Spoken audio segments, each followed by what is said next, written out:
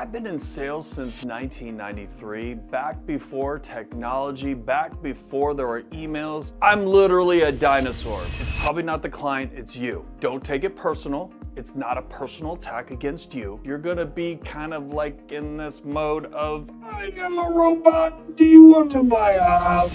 When we're training, that's a safe zone, right? And I always like to use what's called the love method.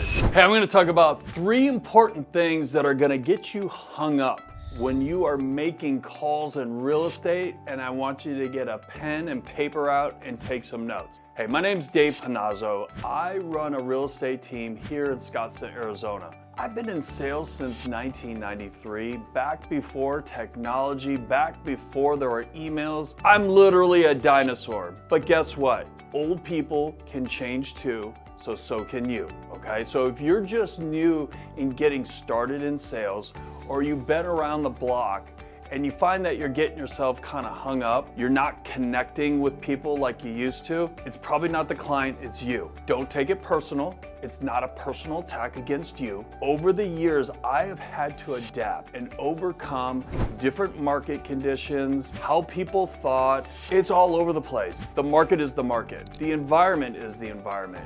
The times are what it is. You have to be able to figure out how to circumvent that and get around it in a way that A, the client appreciates, and 2, you feel comfortable.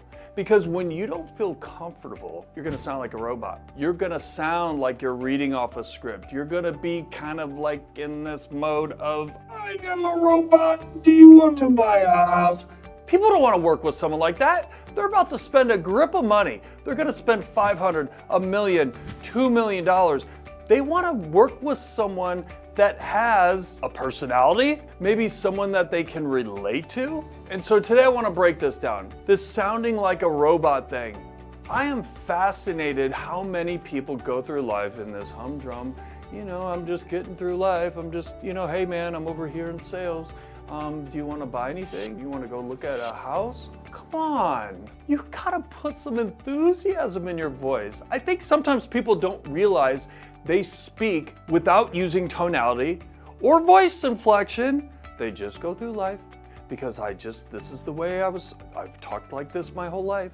I'm gonna just talk nice and, no. You don't sound enthusiastic. You don't sound like you care if you're just always talking at a nice even voice all the time because I don't want to get too excited. I don't want to get too, come on. No one wants to work with someone like that. You want to figure out what makes you comfortable, okay? In the sense of trying something new. Now, that sounds kind of crazy, but let me break this down. If you've been doing the same old, and you learn a different way to do it, and it works, why wouldn't you try it? Like, what's the worst case scenario that's gonna happen? I always find, especially when I'm doing trainings or some of my private coaching clients, when we're training, that's a safe zone, right? That's like, okay, I'm in the safe zone.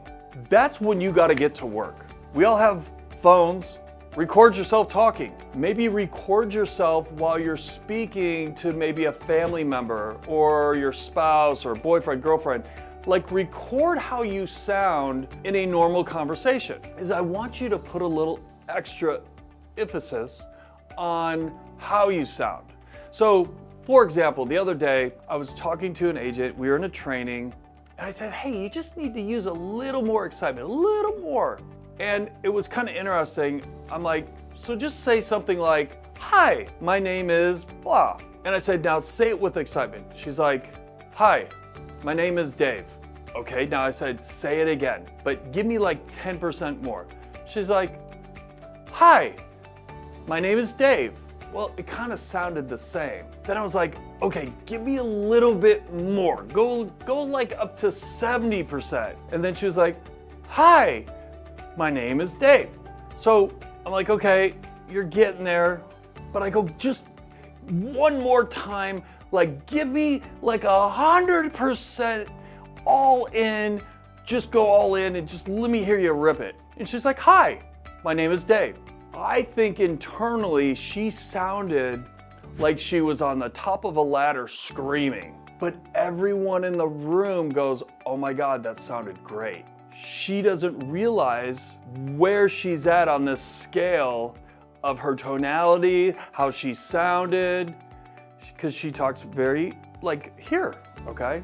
I wanted to push her up to here. And it was very fascinating to see how she reacted to that. And so that's where I'm going with this. That would be like a little test. If you're kind of one of those people that you're just kind of, people have always told me that I'm kind of quiet and timid or whatever, and now you're in real estate sales. Well, I'm gonna tell you right now, now's not the time to be timid, okay? So you probably will wanna do like a little self-test to see if you can push that limit up and really be kind of boisterous and full of energy. I always like to say this, and this goes for talking in person or if you're making cold calls, okay? You wanna pretend that there is a velvet curtain on a stage, okay? Those big, high velvet curtains that you see like in Broadway, okay? And when the curtains open up, there's this big spotlight that hits you. That's what I call showtime. And you need to know how to churn it on and churn it off. Because when you're in front of someone or you finally get through to that client that's been dodging you on your phone calls and you get a hold of them, you need to sound excited. You need to be able to sound like, oh my God, I can't believe we got connected. One of those to where it's like you finally got through to your best friend in high school that you haven't talked to in 100 years. Like at that kind of excitement. So again, give yourself a little test, see how you sound, record yourself, because I know everyone that records themselves, they hate how they sound. Guess what? I've been shooting videos for years. I don't give a shit anymore. It's like, I am who I am. People around me don't say, Dave, don't talk, I don't like the way you sound. I have to get over that, and so do you. A lot of times I see agents, they get very pushy and they jump the gun. Let me break this down.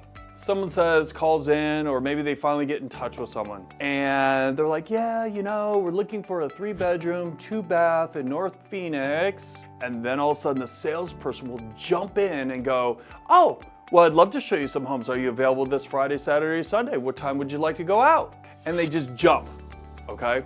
There's a little bit of an art form there. You gotta kind of work it up a little bit. That's to the equivalent of going on a blind date and telling your date, hey, just to let you know, I booked a room across the street. We're in room 202. What time are we gonna go up to the room? That would be very pushy, okay? And guess what? Your blind date would probably say, hey, I'm gonna go to the bathroom, and she would never come back, okay? So think about that. When you're talking to someone, you gotta hear them out. And I always like to use what's called the love method. Write it out the long way, L-O-V-E. Listen, observe, validate, and expand. This will make you a pro when talking with people, whether it's your spouse, your neighbor, a client.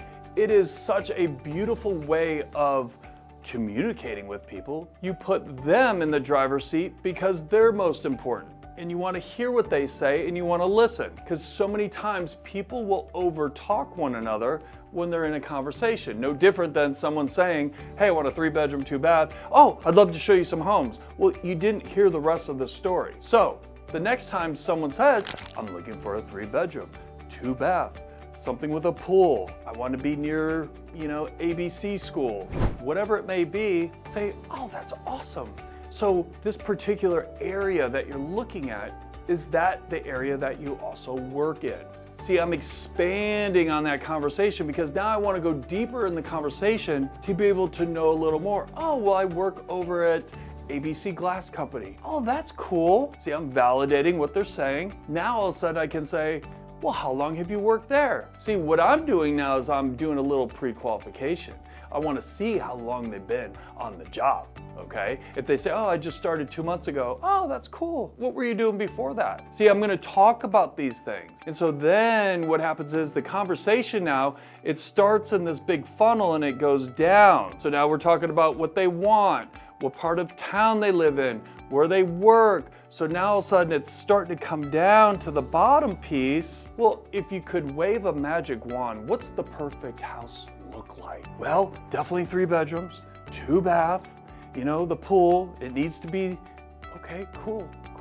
Are you looking for a 2-story, single story? Like, I wanna make sure I know exactly what it is that the client wants, and I'm gonna recap that conversation with them because I want them to know that I'm listening. I'm not one of those agents to where, oh, 3-bedroom, 2-bath, let me send you a list of homes, and then you start going on an Easter egg hunt trying to find the right home. I'm gonna take that extra time now to hear exactly what it is that they want. Then once I recap with them on what it is that they want, here's the juice. I'm gonna say something like, okay, great. Before I put this list of homes together, I almost forgot. Hear my voice inflection, how that sounded. By the way, what's your budget that you're working with? See, I'm talking about price at the bottom versus up top. So now I'm talking about the price towards the end of the call. So what did I do? I put the needs and the wants of the client up top.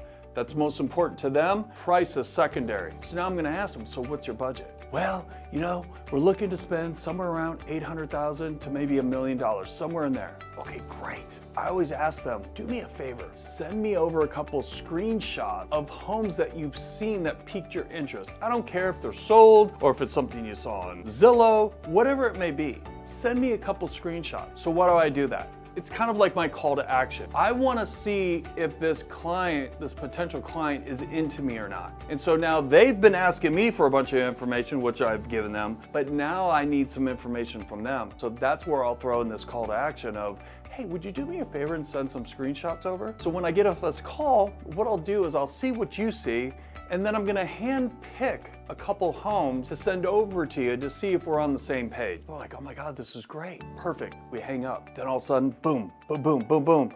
Text message blows up. Guess what? They sent me the screenshot. So now that I know this client is into me, we had a very good relationship over the phone, so now I can take them to the next step. That's key. When you can start doing that, you will find that your conversion, okay, in getting to that next step with your client is gonna go through the roof. And then the last one, not mirroring their tone or energy. Listen, if you're dealing with older clients, if you are through the roof with 19 Red Bulls under your belt, guess what? It's a little too much. You're gonna have to slow your roll, speak slowly, and be methodical. Now, you may also have a younger couple that it's the first time buying a house. Guess what? They're gonna be super energetic. So you have to know, like, which one am I going to go with? Like, if you went to a funeral, would you be like, hey guys, what's going on, man? Hey, I'm buying around for everyone. Or if you went to a wedding and everyone's like all excited and happy, would you just be like, yeah, I'm at a wedding? No, you're gonna be happy for the bride and groom, right? It's the same with our clients. Make sure you watch your tonality and your energy level when you're dealing with clients. Now, I know I've gone over like 3 or 4 things. I kind of went down a rabbit hole on the love method, but listen, here's the thing. If you like what you heard, I want you to hit that like button. I also want you to subscribe to my channel because I'm dropping all sorts of heat every day, every week. And if you want to make a comment below, please, I want to hear your thoughts on what you think.